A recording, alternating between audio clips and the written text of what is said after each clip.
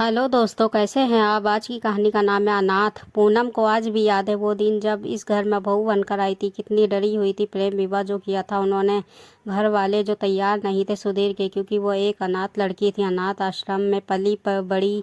और अब सुधीर के ही ऑफिस में नौकरी करती थी। सुधीर के परिवार में उसकी माँ और एक छोटा भाई था, बस, जो बाहर रहकर पढ़ रहा था। मैं नहीं मानती से बहू। जब सुधीर उससे शादी कर घर पहुंचा तब यही बोला था सुधीर की माँ कावेरी जी ने। पर माँ, मैं शादी कर चुका, अब तो इसे ऐसे तो छोड़ नहीं सकता। सुधीर ने कहा, क्या जादू किया है लड़की तूने मेरे बेटे पर, जो ये मेरे खिलाफ जा तुझसे शादी कर बैठा। माँ जी, बस इतना ही बोली थी पूनम कि कावेरी जी चिल्लाई। चुप, बिल्कुल अपनी जुबान से मुझे माँ मत कहना। ये बोलकर घर के अंदर चली गई। सुधीर उसे लेकर कमरे में आ गया। देखो पूनम, माँ की बात का बुरा मत मानना।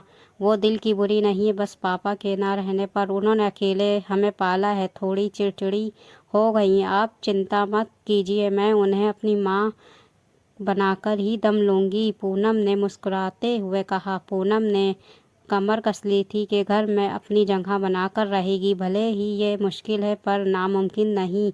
माँ जी चाय। अगली सुबह वो नहा धोकर कावेरी जी के कमरे में चाय ले पहुंची। बोला था ना माँ जी मत कहना मुझे, कावेरी जी ने गुस्से में बोली। तो आप बताइए क्या कहूँ मैं आपको। पूनम ने मुस्कुरा कर कावेरी जी की तरफ देखा। पता नहीं क्या था पूनम की मुस्कुराती आंखों में कि कावेरी जी चुपचाप चाय पीने लगी। कावेरी जी सारा दिन पूनम को सुनाती रहती, पर पूनम चुप चुप ही चू भी ना करती। शायद इस घर में तुम्हें लाकर मैंने गलती कर दी, तुम्हें कितना कुछ सुनना पड़ता। सुधीर अक्सर पूनम से कहता, अरे आपने तो मुझे अनाथ को परिवार दिया, एक माँ दी, मैं तो एहसानमंद हूँ आपकी। पूनम हंस कर कहती, पता नहीं किस मिट्टी की बनी हो तुम पूनम। ये बोलकर सुधीर पूनम को गले लगा लेता। पूनम को कई बार कुछ बातें चुभती थी, पर वो किसी भी बात का उल्टा जवाब नहीं देती थी। इसी तरह दिन गुजरने लगे। कावेरी जी ने पूनम को ताने देने बंद तो नहीं किए, पर हाँ कम जरूर कर दिए, क्योंकि पूनम कावेरी जी को शिकायत का कोई मौका ही नहीं देती थी। सुबह जल्दी उठकर सबका काम करती, ऑफिस जाती, ऑफिस से आकर फिर घर के कामों में लग जाती। एक रात पूनम को नींद नहीं आई।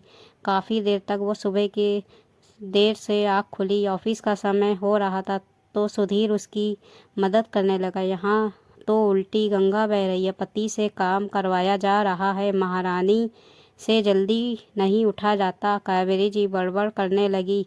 सुधीर को भी आज गुस्सा आ गया। वो माँ को कुछ बोलने वाला ही था कि पूनम ने उसे रोक ली दिया। पूनम, कब तक सहोगी तुम, क्यों नहीं बोलती, कुछ नहीं मुझे बोलने देती हो। सुधीर, पूनम जब चिल्लाया। सुधीर, मैं हमेशा माँ के प्यार को तरसती हूँ। यहाँ जब मुझे माँ मिली तो मुझे बहुत खुशी हुई। क्या हुआ जो वो मुझे सुनाती हैं। उनका हाथ तो है मैं ना सिर पर, मुझे विश्वास है एक ना दिन वो मुझे अपनी बेटी बनाएंगी और प्यार से गले लगाएंगी। पूनम बोली, मुझे नहीं लगता ऐसा कुछ होगा। माँ तो तुम्हें दुश्मन समझती है, अपना तुम उनके दिल में जगह बना पाओगी, ये गलत फहमी है, निकाल दो दिल से। सुधीर गुस्से में बोला, नहीं सुधीर, तुम माँ की भी तो सोचो, कितने अरमान होंगे उनके तुम्हारी शादी को लेकर। हमने खुद शादी कर सब अरमान तोड़ दिए उनके। उन्हें तो उम्मीद होगी अपनी पसंद की अच्छी बहू आएगी और उनके घर आ गई मैं, एक तो अनाथ ऊपर से अनाड़ी। पूनम बोली। पूनम, सुधीर कुछ बोलने को हुआ तो पूनम ने उसके मुंह पर हाथ रख कर कहा, नहीं सुधीर, ये एक बहू और बेटी के धैर्य की परीक्षा है जो एक सास एक माँ ले रही है, और मुझे ये परीक्षा पास कर अपनी माँ को पाना है। तुम इसमें कुछ मत बोलो। अनाथ होने का दर्द मैं जानती हूँ। कावेरी जी जो बाहर से सब सुन रही थी, उनकी आँख भर आई। ये लड़की मुझे कितना प्यार करती है, मेरा सम्मान करती है, मेरा तिरस्कार सह कर भी इस आस में है कि मैं इसे गले से लगाऊंगी। और मैं क्या कर रही हूँ इसके साथ। अरे शादी तो मेरे बेटे ने की इसके साथ, इसमें इसका क्या दोष। कावेरी जी मन में सोचने लगी, नहीं बेटा, तू अनाथ नहीं है, मैं हूँ ना तेरी माँ। कावेरी जी रसोई माँ कर बोली, माँ जी क्या बोला आपने? पूनम को जैसे यकीन नहीं हुआ। हाँ बेटा, मुझे माफ़ कर दे, जो तेरा प्यार ना देख पाई, ना ही तेरे आंसू नजर आए मुझे।